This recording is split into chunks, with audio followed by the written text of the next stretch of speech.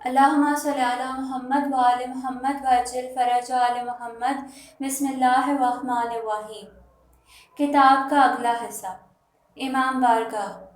دل چاہ رہا تھا بیٹھ کر زار زار گریہ کروں۔ ایک چھوٹے سے مذاق کی خاطر 2 سال کی عبادت گنوا بیٹھا تھا۔ ایک فضول سی غیبت نے میری بہترین عبادتوں کو مٹا دیا تھا۔ خدا کتنی باریکی سے حساب کتاب لیتا ہے، بنا سوچے ایک ناشائستہ حرکت اور اب افسوس سے ہاتھ ملنا۔ خدایا توبہ۔ اسی وقت میز والے جوان کی آواز آئی، ایک آدمی یہاں 4 مہینے سے تمہارے انتظار میں بیٹھا ہے۔ وہ ایک دیندار انسان ہے اور اس کے اعمال بھی نیک ہیں۔ اس نے برزخی جنت جانا تھا، لیکن تمہاری وجہ سے اس کو یہیں پر روک لیا گیا ہے۔ میں نے پوچھا، وہ کون ہے؟ وہ ہماری مسجد کا ایک بوڑھا متولی تھا۔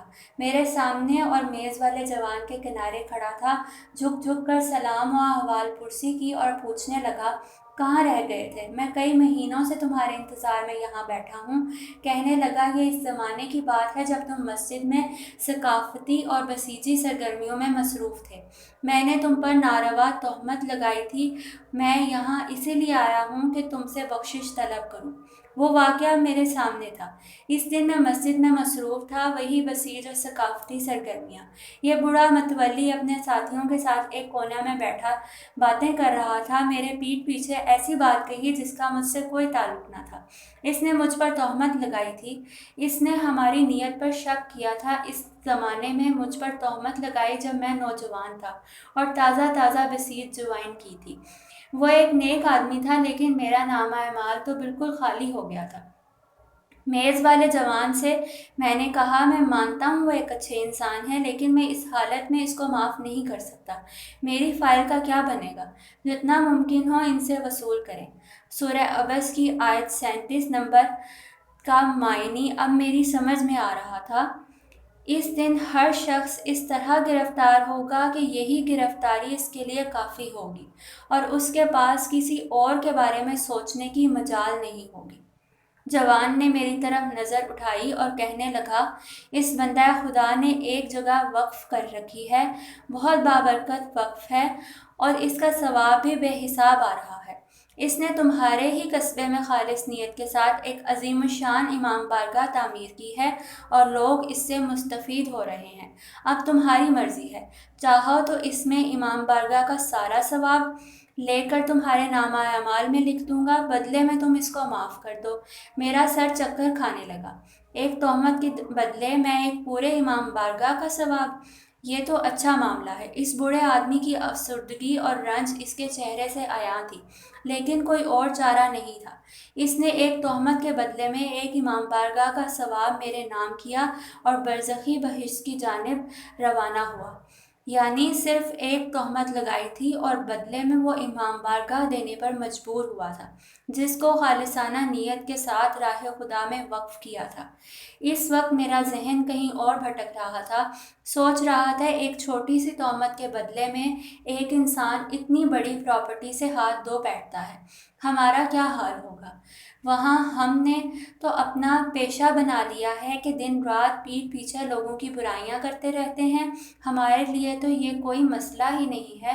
جب دیکھو مسولین کی پیٹھ پیچھے دوستوں اور رشتہ داروں کی غیر موجودگی میں ان کی برائیوں میں لگے رہتے ہیں۔ میز والے جوان نے ایک دفعہ پھر مومن کے احترام کی عظمت یاد دلائی اور سورہ نور کی آیت نمبر 19 کی تلاوت فرمائی۔ ترجمہ: بے شک جو لوگ چاہتے ہیں کہ ایمانداروں میں بدکاری کا چرچا ہو، ان کے لیے دنیا اور آخرت میں دردناک عذاب ہے، اور اللہ جانتا ہے اور تم نہیں جانتے۔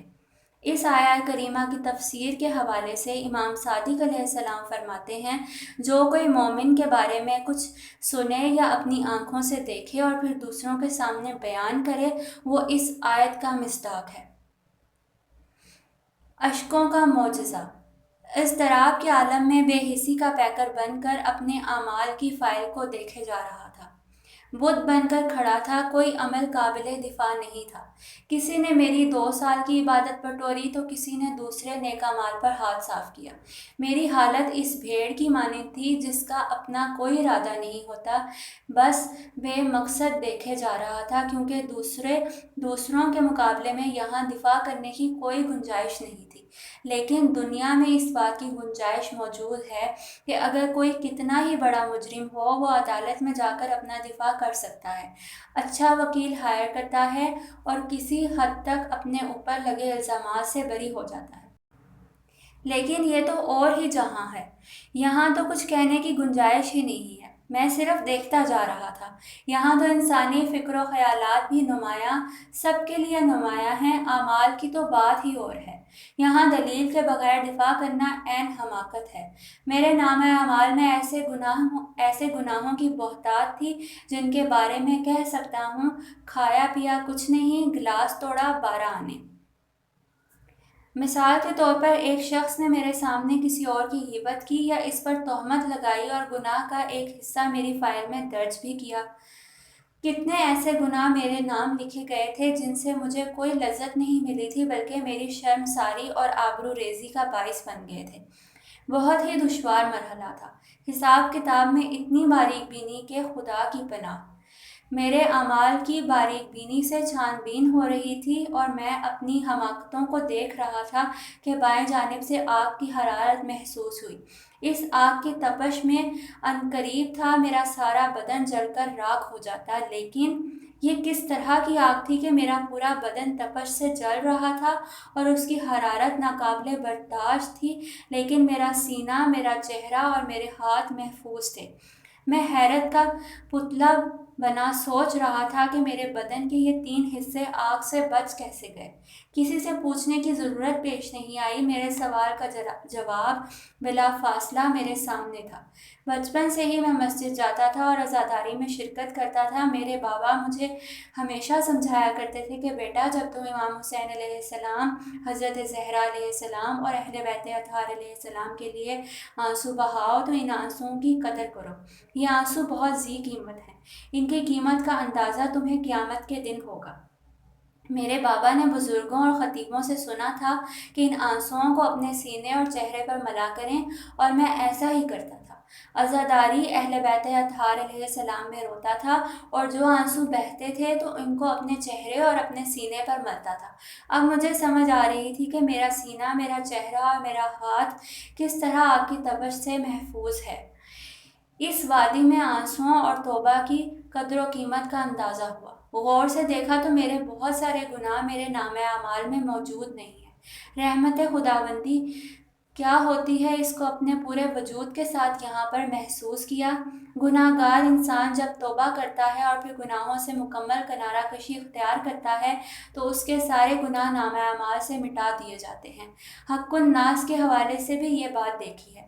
اگر کسی کی گردن پر حق الناس ہے اور انسان صاحب حق کو حق نہیں پہنچاتا ہے، اس کی جانب سے رد مظالم ادا کر کے گناہ کے وبال سے بچ سکتا ہے، لیکن اگر صاحب حق کو پہچانتا ہو، دنیا میں اس کا حق لوٹانے کے سوا کوئی چارہ نہیں ہے۔ یہ وہ وادی ہے جہاں سے بخشش کے بغیر گزرنے کا امکان نہیں ہے۔